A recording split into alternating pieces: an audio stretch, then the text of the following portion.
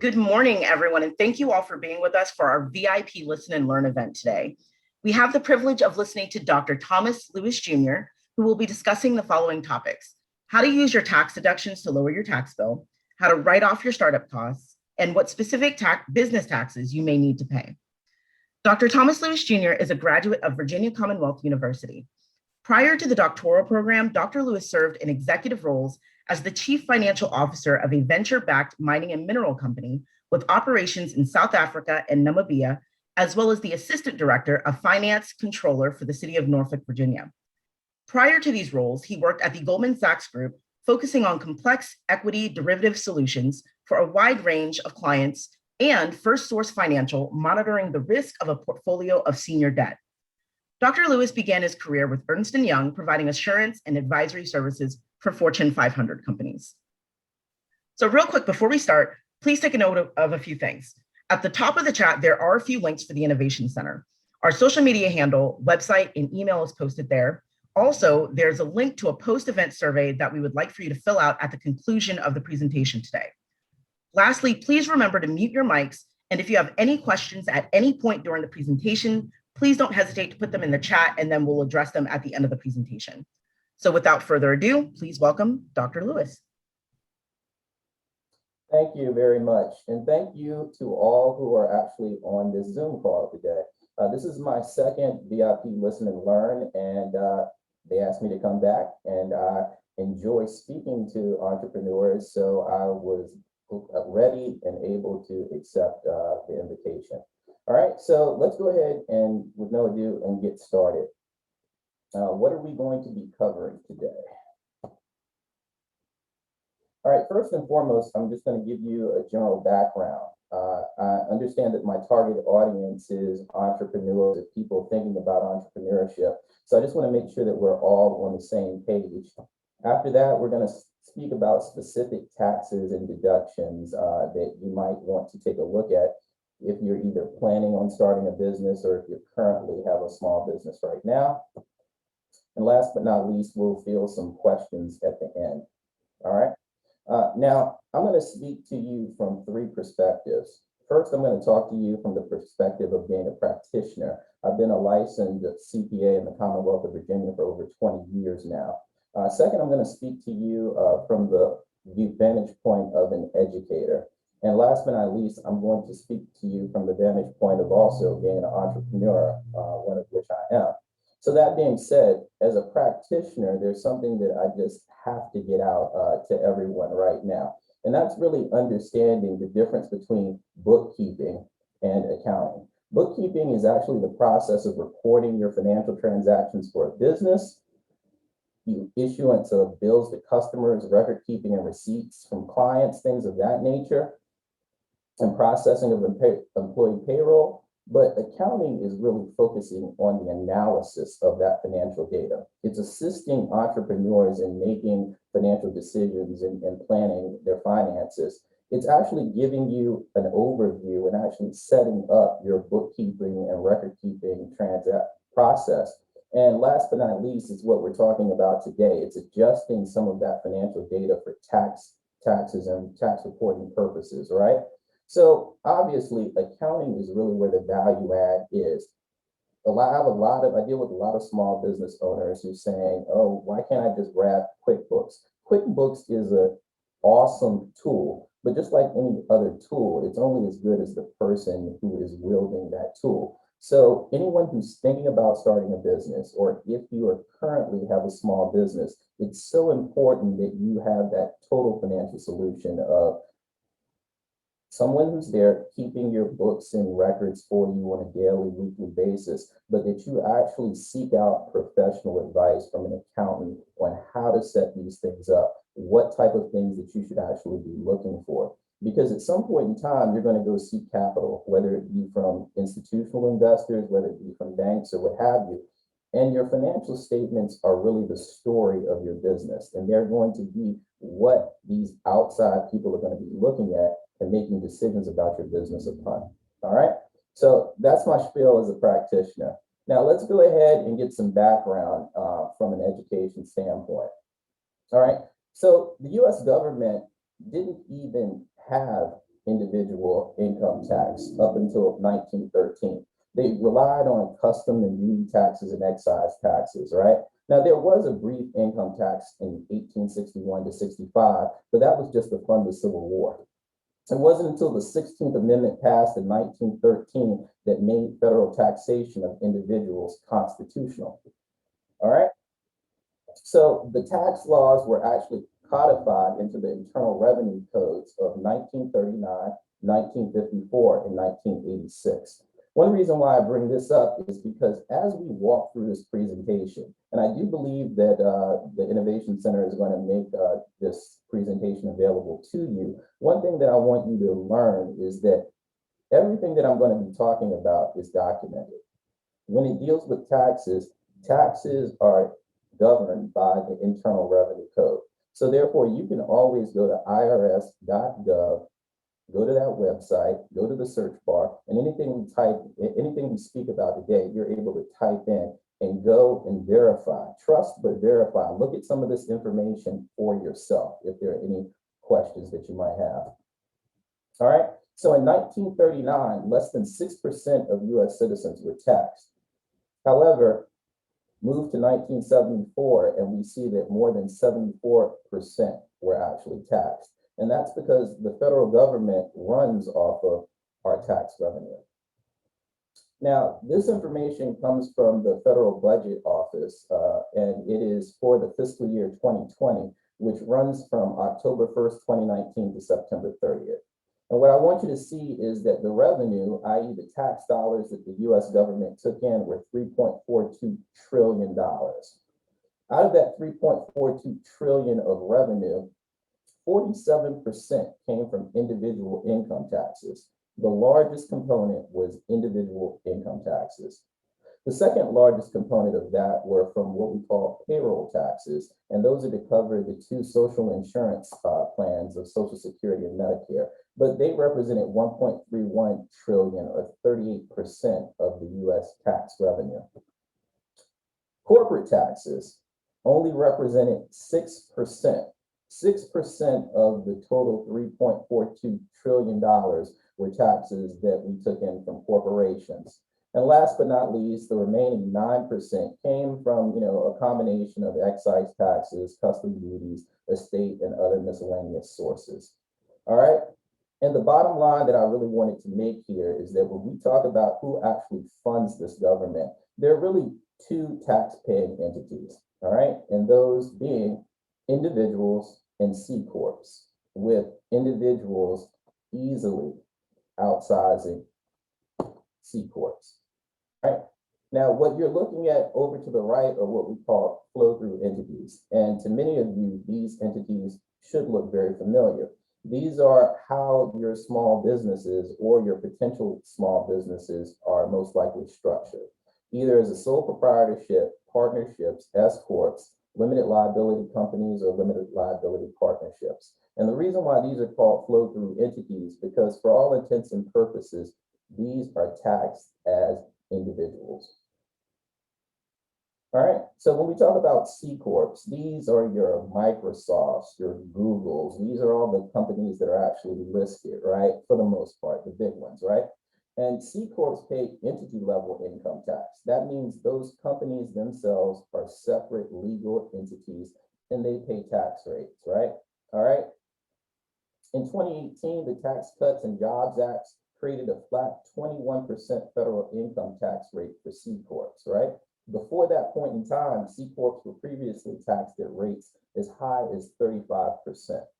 Now, when we talk about corporate structure, C Corps are separate entities, so therefore they pay a flat tax of 21%. However, you sometimes hear this thing called double taxation. That's because if you own shares in a C Corp, how are you getting your money from the C Corp? You get that money when your corporation or your C Corp pays dividends to you. And the tax rate on qualified dividends are either 0, 15, or 20%, depending on your taxable income and your filing status. So sometimes you'll hear people say that you're subject to double taxation because the C Corp's income is taxed at that flat 21%. And then if you are owner of shares of that C Corp, If that C Corp pays a dividend, you could potentially be taxed again at 0, 15, or 20%. In addition, there are also capital gains taxes that are either 0, 15, or 20%.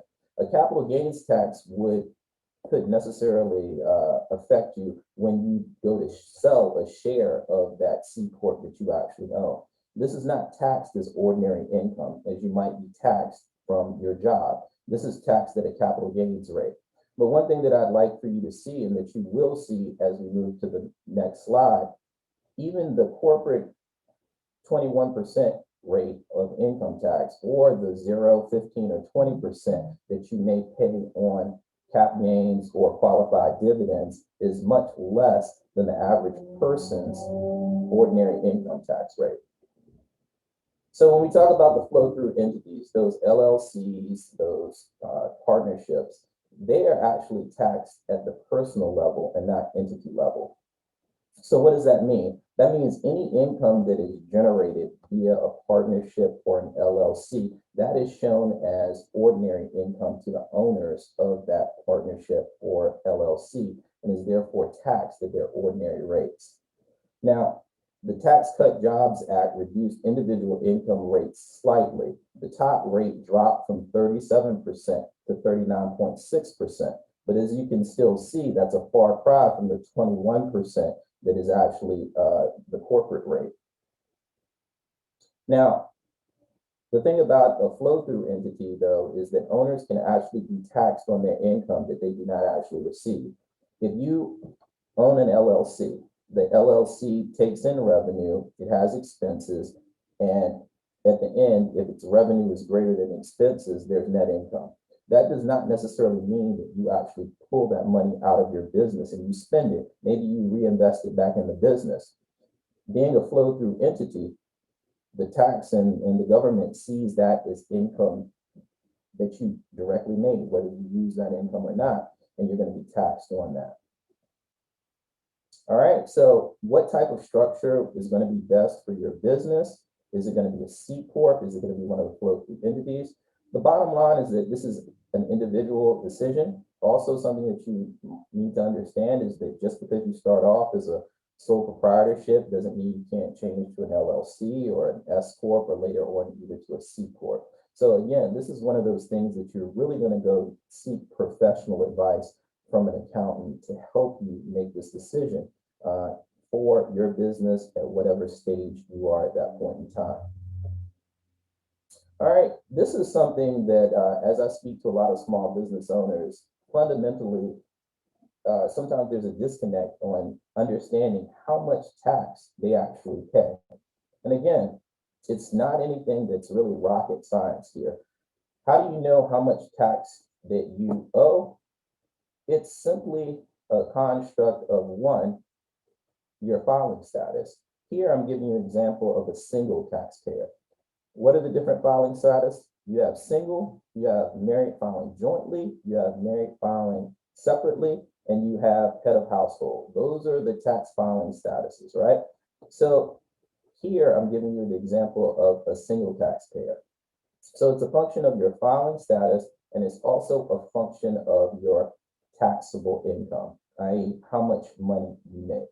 So let's take a look at an example. Let's say an individual has taxable income of $110,000. They're a single taxpayer. If we come down to this chart and we look at the $100,000 range, that's $86,375 to $164,925. They're going to fall in this bracket right here. If you move over to the right, you see 24%. That 24%, you probably hear people talk about terms all the time. That's your marginal tax rate. That's the highest percentage that you're going to pay on this $110,000 income. But it's not just as simple as sitting back saying you made $110,000, therefore 24% of that is what you owe as a tax liability. In the United States, we have something that's called a progressive tax system. So what that means is that the more money you make, the larger percentage of it that you pay to the government.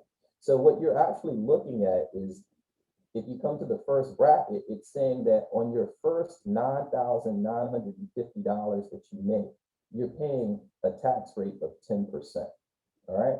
So therefore, when you move to the second bracket, you see you start off with, this is tax, it's $995. That's the 10% tax that you have paid on your first $9,950.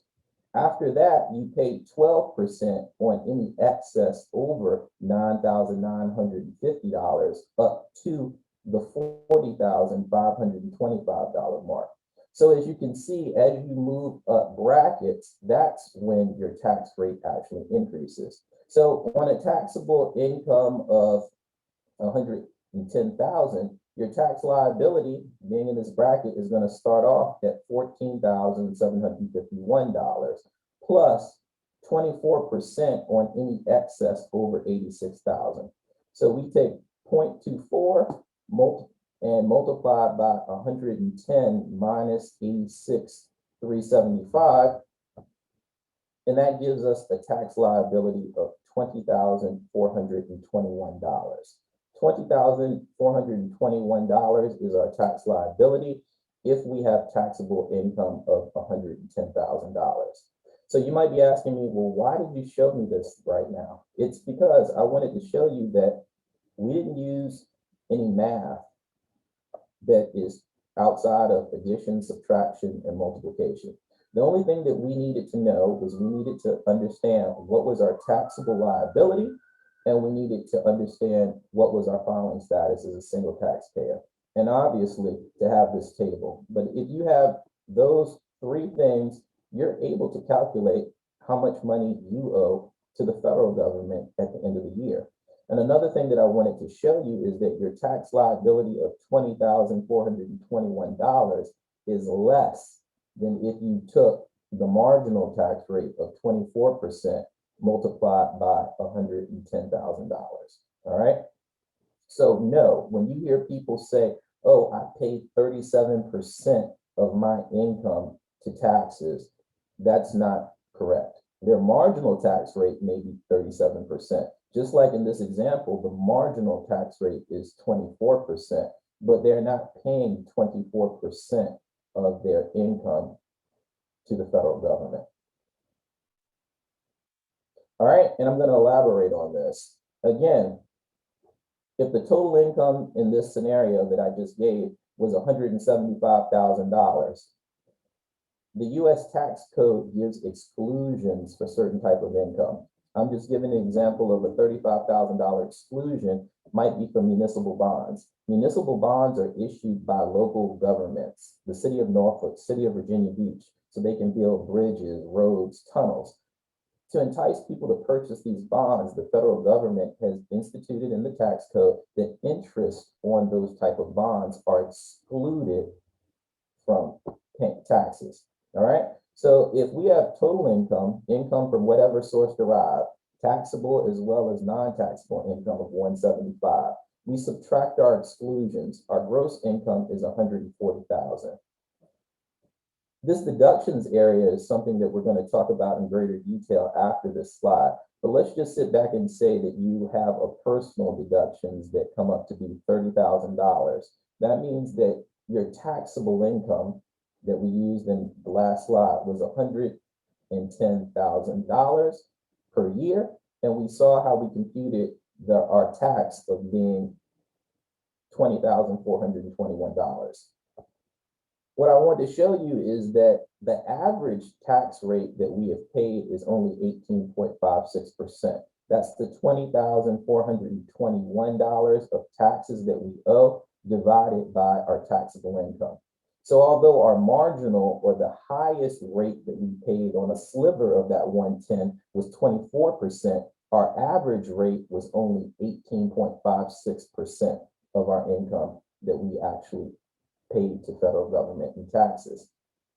In addition, if we look at what our effective tax rate is, that again is going to be that $20,421 that we actually owe to the government. Instead of dividing it by our taxable income, we're dividing that amount by our total income to get our effective tax rate of 11.67%. So when you ask what's the difference between the average tax rate and the effective tax rate, the average is literally, that's the average of what we paid. Effective is what we're saying though, is effectively, we've only paid 11.67% on income that was truly available to us. Because think about it, if our total income was 175, we've excluded $35,000 of our income we're not being taxed on. And this additional 30,000 of our income that we're not being taxed on are personal, not business related here. We're talking about personal deductions. So we're not paying taxes on that amount either. So what the effective tax rate tries to look at is saying effectively out of the money that you had in income that was in your control, how much tax did you actually pay on that? And that's only 11.67%. So when you're looking at the news, when you're talking to people about taxes, understand when they talk about the marginal tax rate, the difference between the average tax rate and as well as the effective tax rate. These are all things that you not only want to be knowledgeable about, but you want to take a look at and factor into your business decisions as well. All right, so let's focus on what are some of the taxes and deductions that we as entrepreneurs and business owners should actually be focused on. Again, I keep on referring back to this Tax Cut and Jobs Act. It was passed in December of 2017, but became effective in 2018 because it actually made several changes to self-employed tax deductions.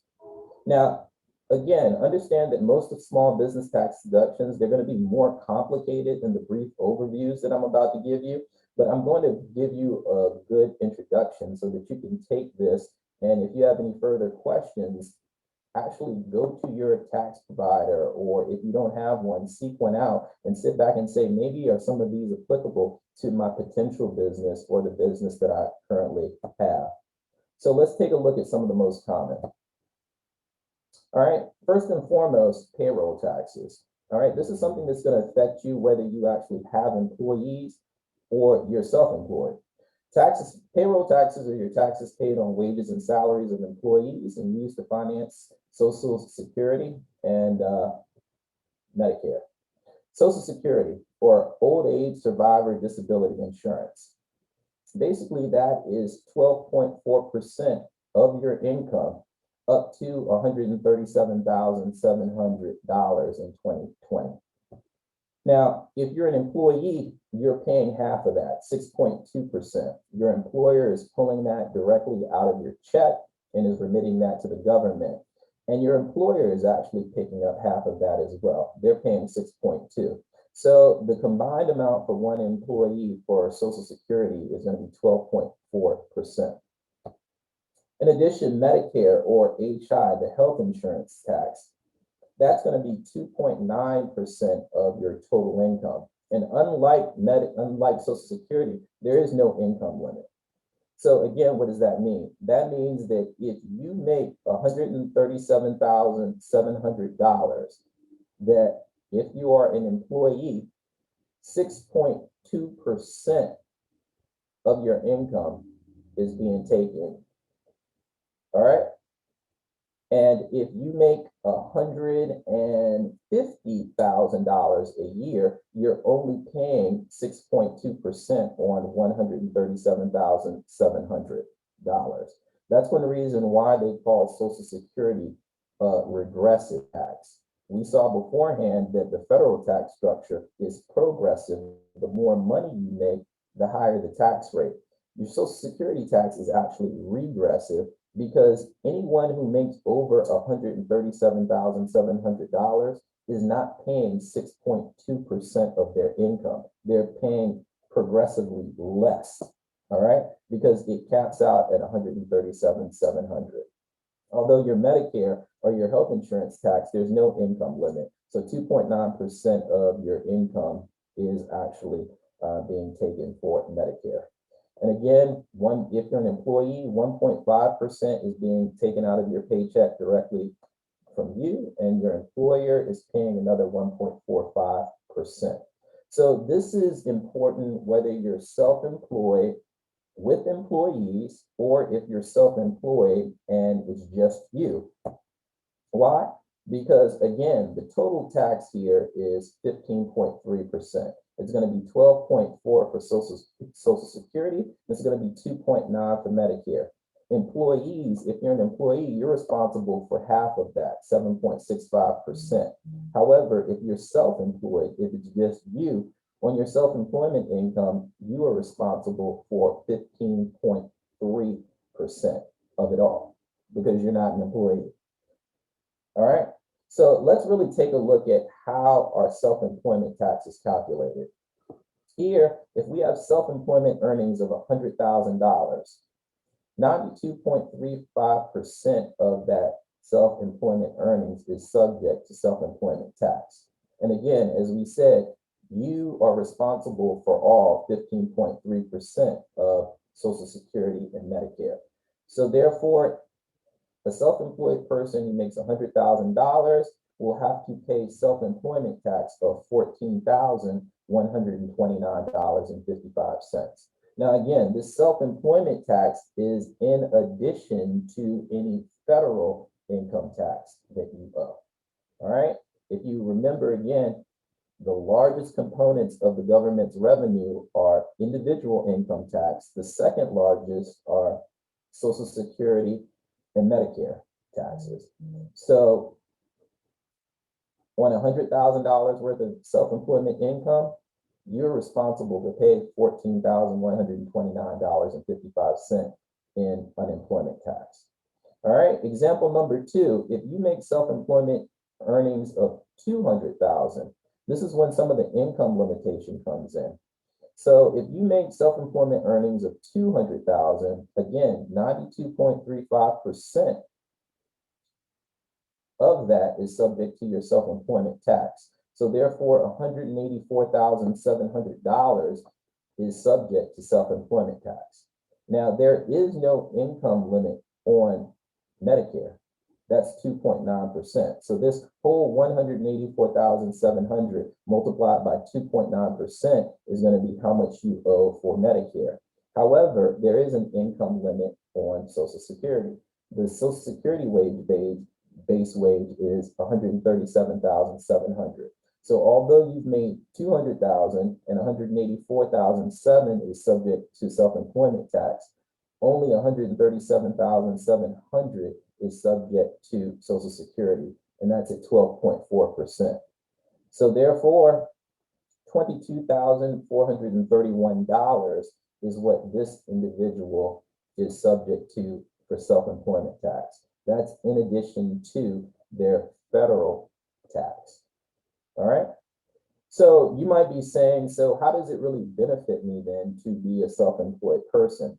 Well, one way it actually benefits or balances out is that you as a self-employed person are able to deduct half of your self-employment tax in figuring out your adjusted gross income. So there's the rub there. You have to pay self-employment tax, but at tax time at the end of the year, you are able to deduct half of that, the employer's half, in figuring out your adjusted gross income, which ultimately will figure out how much federal tax you owe. All right, another business startup deduction is something that we also want to take a look at. Now, when we talk about starting up a business, this is something that should be very relevant, not only if you are thinking about starting up a business, but if you're currently in the process right now, just understanding that you're able to take tax deductions for some of these startup costs. There are basically 3 areas that you really want to take a look at when we talk about startup costs. One is creating a trade or business. So this looks at market surveys, product analysis, all of the things that you are doing right now to sit back maybe and see, hey, is this business viable? Is this product viable? The costs that you're actually incurring, these are startup costs that potentially are tax deductible. Preparing for the business to open, any employee training, advertising, marketing type expenses that you come out of pocket, these again are business startup costs that are eligible for a tax deduction in the year that you're actually starting up your business. And in addition, any organizational costs, these are legal fees, state org fees that it actually took to implement the structure of your business, the cost of creating your LLC. These are also organization costs that are potentially tax deductions for you. Now, the IRS allows you to deduct $5,000 in startup costs and $5,000 in organizational costs, but that's only if your total startup costs are $50,000 or less. If your startup costs exceed $50,000, the amount of your allowable deduction will be reduced by that overage. So let's take a look at what we're talking about. Bill incurred startup costs of $53,000 in 2020 to start ABC LLC. Bill would have to subtract $3,000 from the $5,000 allowable deduction and would only be allowed to deduct the remaining $2,000. Why? Because Bill's startup costs exceeded the limit of $50,000.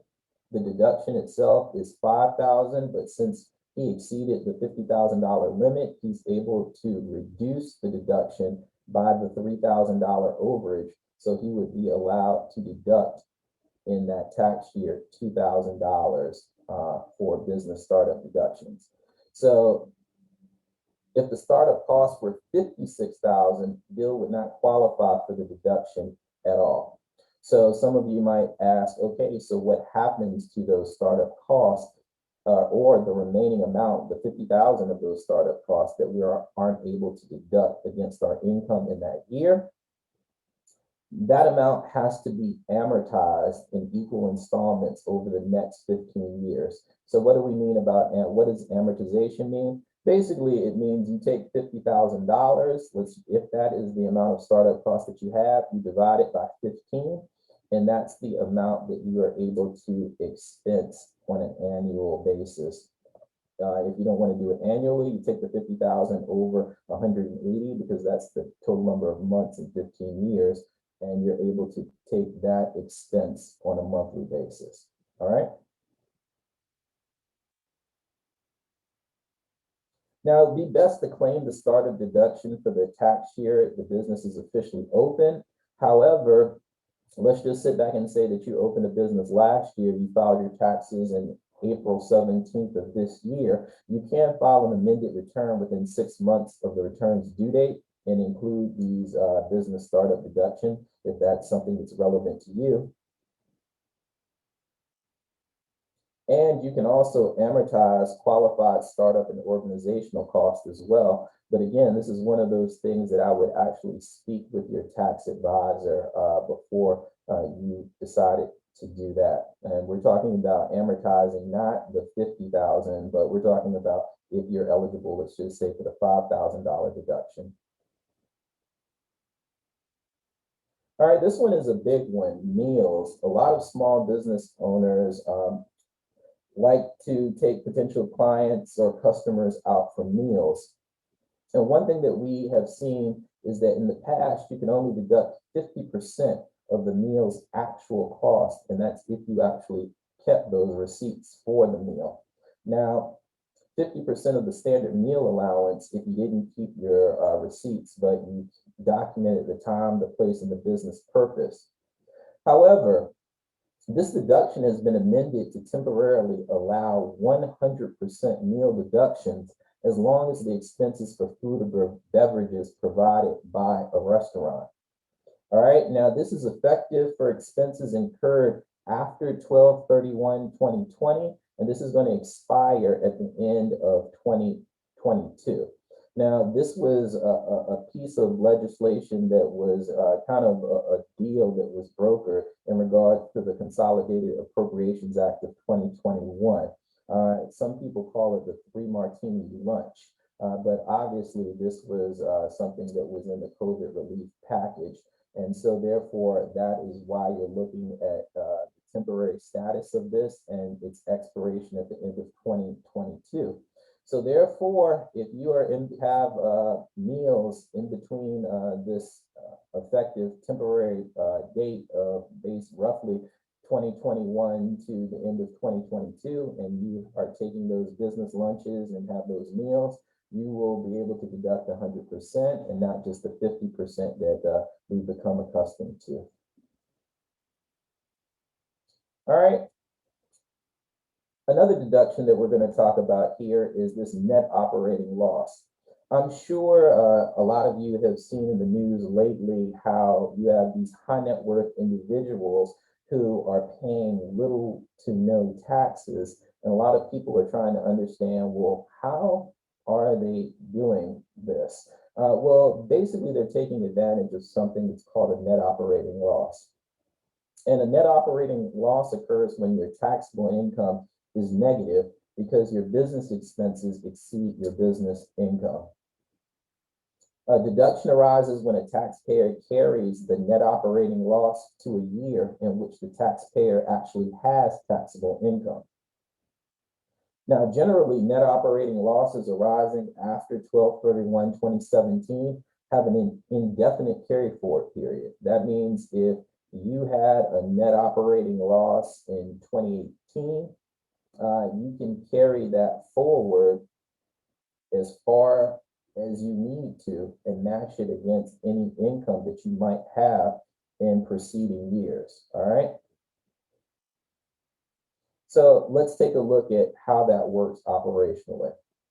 Say during 2019, Sue has a net operating loss of $50,000. In 2020, Sue has taxable income of $60,000. So therefore, Sue can deduct the lesser of the net operating loss carry forward of $50,000. In 2019, she had no income. She had a loss of $50,000. So in 2020, she's got $60,000 worth of taxable income. So she can either deduct the $50,000 net operating loss from last year or 80% of the taxable income before the net operating loss. So again, the taxable income before the net operating loss, 80% of that is 0.8 multiplied by the 60,000. So she can take the lesser of, is it going to be 50,000 or is it 80% of 60? So Sue will be able to deduct 48,000 of the net operating loss in 2020, but will need to carry forward the remaining 2,000 of net operating loss to the future. So in 2019, she had 50,000 net operating loss. In 2020, she's got $60,000 worth of taxable income. She's able to deduct 80% of the taxable income, which is $48,000. Her net operating loss for 2019 was 50. So therefore, she can still carry forward to 2021 a net operating loss of 2,000 that she can match against future income. All right, I'll give you a little bit more tangible example here. If we have Glenn Johnson is in the retail record business, he is single and has the following income. He has wages from his part-time job of $1,225. He's got interest on his savings of $425, and he's got a long-term capital gain on the sale of real estate of $2,000. So Glenn's total income is $3,650. Now, what deductions does Glenn have? He has a loss from his business. His business grossed $67,000, but it had expenses of $72,000. So Glenn had a net loss from his business of $5,000. He had a loss on the sale of a capital stock of $1,000. And then the standard deduction, which is a personal deduction that the U.S. government gives you for a single taxpayer, is $12,400. He has the standard deduction. So Glenn's total deductions come up to $18,400. Now, to calculate the net operating loss, Glenn's deductions exceed his income by $14,750, but the net operating loss should relate to business purposes. So therefore, we have to adjust those deductions to come to our net operating loss. So therefore, our non-business net short-term capital loss is $1,000. That has to be taken out when factoring in our net operating loss. And our non-business deductions also have to be taken out. We have the standard deduction of $12,400, which is a non-business deduction. However, we did have non-business income of $425 to offset some of this non-business deduction. So the difference between the standard deduction and the non-business interest income is $425. So the non-business deduction comes to $11,975. So the total adjustments that we're going to make to our deductions is going to be $12,975 to come up with our net operating loss. So again, our total income is $3,650. Our total deductions is $18,400. However, we have to reduce that amount by the $12,975 worth of adjustments. So now we have deductions for net operating loss of $5,425, and our income is only $3,650. So therefore, we have a net operating loss of $1,775. So not only this year will we not pay any taxes, we're able to carry forward this net operating loss to match against taxable income that we have in future years.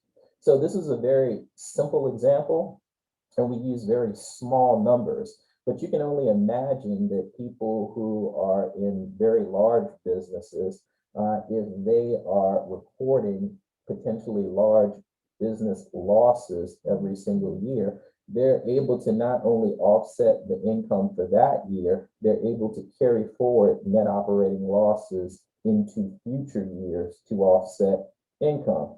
Hence, you have someone who could potentially look like their businesses are making money, and their businesses could potentially be making a lot of money.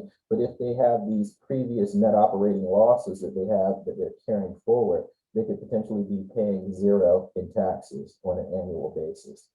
So I wanted to put this out here twofold, again, from educational purposes, but also if you are starting up your business, most small businesses take 3 to 5 years to break even anyway. So therefore, this is something that you need to be knowledgeable about, but more importantly, your financial advisor, your accountant, your tax person should also be looking at both the startup costs that we just looked at that should be amortized over a 15-year period, as well as any net operating losses that you may sustain in your earlier points in your business that might be carried forward to apply against income that you might have later on when your business really starts generating money. Now, as an entrepreneur's perspective, I also want to caution you about this, is because as your business is also growing, you're going to be looking for capital to grow your business. Now, I don't know how many of you have actually gone to banks or other places at this point in time, but one thing that the banks are going to ask you for is they're going to ask you for your tax returns. One thing that they want to do here is they want to compare what you as a business owner are putting down on your tax returns to what your financial statements are also saying. And you can only imagine that if you are going to seek a loan, they want to make sure that you're fiscally able to pay that loan back, right? So one thing that might draw some type of attention, if you are historically on a tax basis, either paying no tax or you continue to generate no income and have net operating losses, because again, something's not going to jive at some point in time, right? There's no way that from a financial standpoint, you can say, hey, look at my business, we're generating all of this income and all of this revenue, but at the same time, you're an owner and you have no income, especially if you are structured as a pass-through entity. So therefore, that's why I also say as an owner, it's very important not only that you have a tax accountant or a financial advisor, but that you have one that you know that is honest and trustworthy. Because I know a lot of small business owners, it's about tax reduction and tax mitigation, but at the same point in time, you're a business owner. And when you're a small business specifically, people initially are looking to you, your personal finances, when you secure credit and things of that nature. And your taxes are a very large component of that. So it's a delicate balancing act. Clearly, you want to take all that the tax code allows you, but at the same time, you don't want to be super aggressive and you want what you're reporting from a personal and tax standpoint to also match the real experience that you have as a business owner as well. All right, another tax deduction that you want to look at is the QBID, or the Qualified Business Income Deduction. This is going to allow eligible self-employed and small business owners to deduct up to 20% of their qualified business income on their taxes. Now, this is subject to income limitations. And again, right now, it's something that I want to make you aware of. If your business is what they call a specified service trade or business, which is for people like me who are accountants, lawyers, doctors, your deduction may be limited or disappear entirely once your total taxable income reaches a certain limit. Again, there are a lot of different type of stipulations and the little clauses in here. So this is one of those things where I say it's very important to seek professional assistance in determining if you qualify, and more importantly, calculating this. But again, you are able to deduct up to 20% of what is deemed as your qualified business income, which could be huge for a lot of businesses. Other type of taxes I'm going to run down here that you want to be aware of and look at as a business owner. Obviously, right now, we've really spoken about our federal taxes, but you have your state and local taxes as well. You have sales taxes and also unemployment taxes. Now, I would be remiss if I didn't talk a little bit about this. So I have about 10 minutes. So let me go ahead and focus on this. Unemployment taxes, also known as FUTA, which is federal unemployment tax, are paid solely by employers. If either apply, the employer pays wages totaling at least $1,500 in a quarter. The employer has at least one employee on a given day for 20 weeks in a calendar year, regardless of whether the weeks are consecutive. Now, the FUTA tax rate is 6% in 2020 and is imposed on the first 7,000 of wages for each employee. If you pay your state unemployment tax when due, you're allowed to claim 5.4% credit, which effectively reduces your FUTA tax rate to 0.6%. The reason why I bring this up, again, you see some of the stipulations. Even if you employ someone any given day for 20 weeks in a calendar year, they don't have to be consecutive, you owe this federal unemployment tax. There's also SUTA, which is your state unemployment tax. And this has become really relevant due to the pandemic. We see we've had a lot of people out of work. Where is this money coming from to pay the unemployment assistance? This is where it comes from. The federal unemployment taxes, as well as the state unemployment taxes.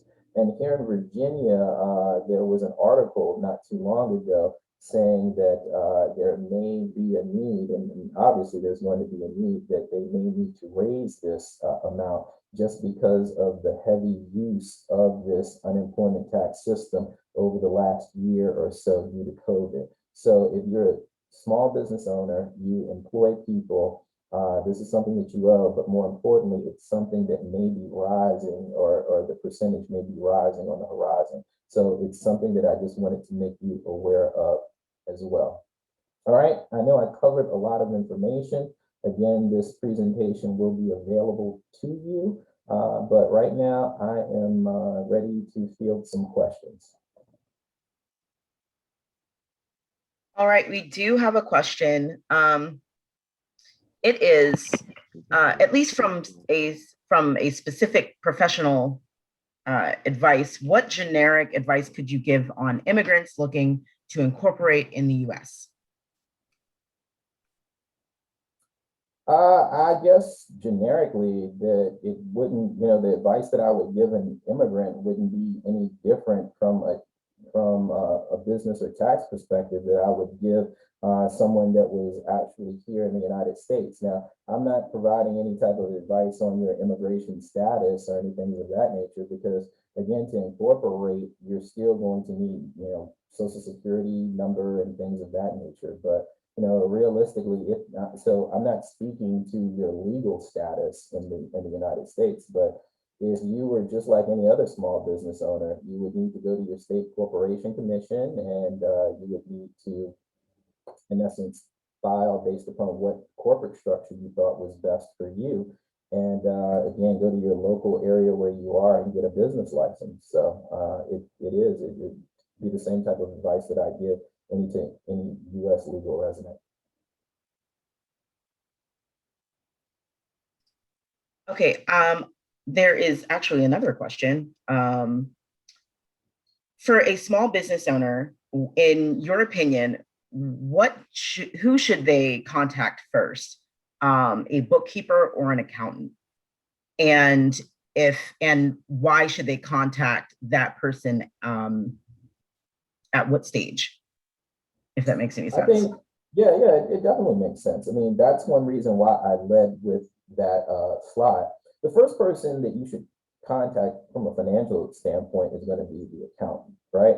And the reason why I say the accountant is because you need to make sure that you're set up properly from onset. I work with a number of small business owners, and although these people are great at what they do, the challenge is that from a financial standpoint, what we're talking about right now, how should I legally incorporate? What taxes do I owe? But also following all of the financial transactions from onset, making sure that your balance sheet is set up properly, that your income statement is set up properly. They've gone and they've worked and had their businesses, in some instances, years without having this set up. And now, like I said, they're going to try to secure funding, and they're going to, banks, or they're going to private individuals, and they have no financial statements. And trying to recreate years worth of financial statements is not only a headache, and it's very costly for that business owner.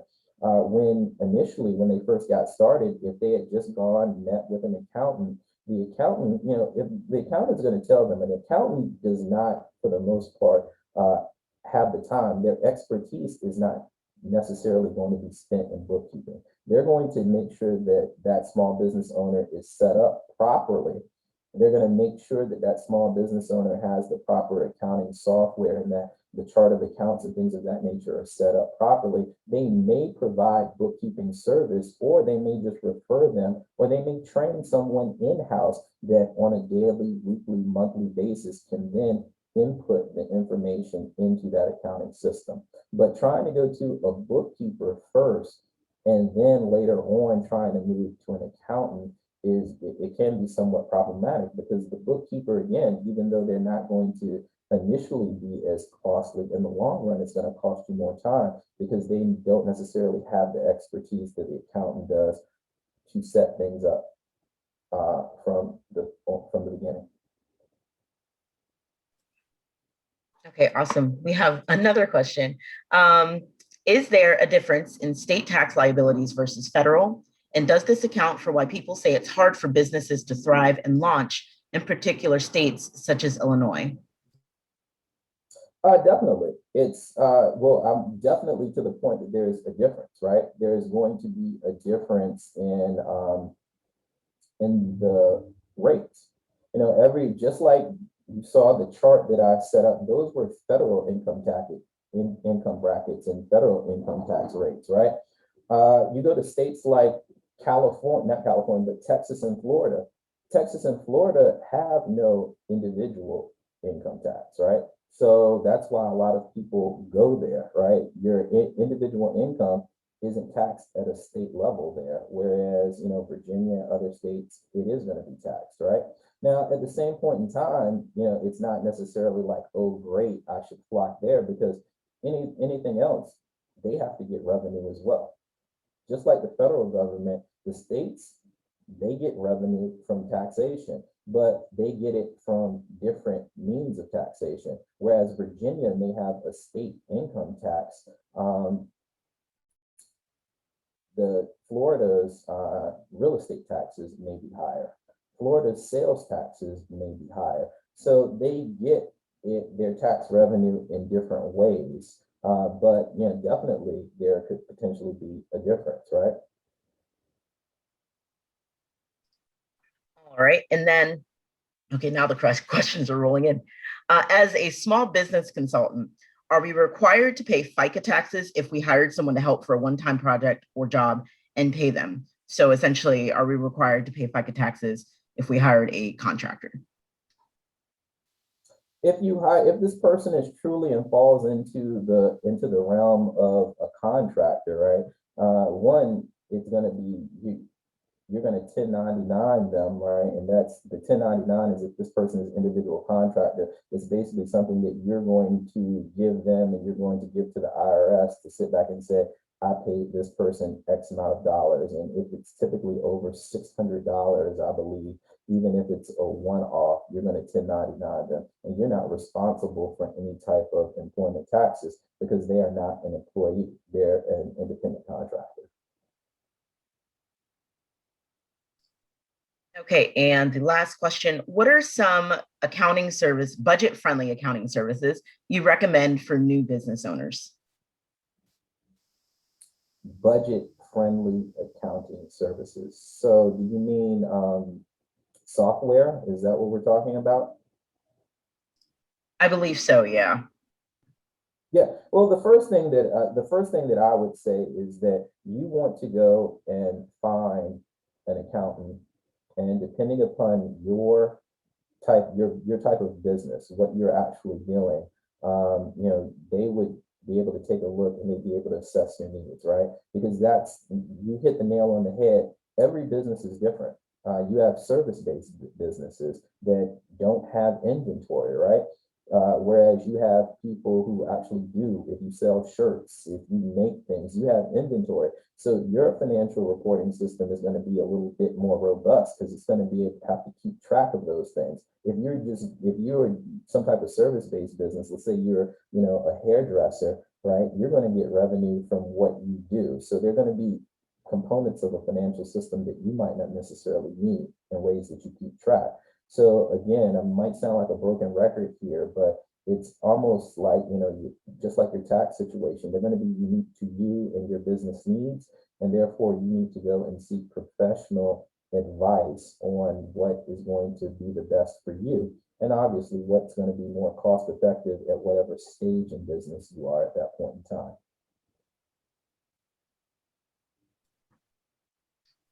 All right, awesome.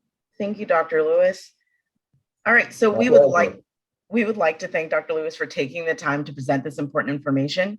Once again, the links to contact the Innovation Center are in the chat at the beginning and toward the end. And I also posted Dr. Lewis's contact information. He can be reached for business consulting and accounting services at the URL that I provided in the chat as well. Let's see. Also, this presentation will be available on our YouTube channel on Friday for everyone to view. And before you go, don't forget to click on our post-event survey link in the chat. This survey actually helps us continue to bring you relevant and important information from business owners like you. So thank you all again for coming to our event today, and we hope to see you at our next event in August. Have a good day, everyone.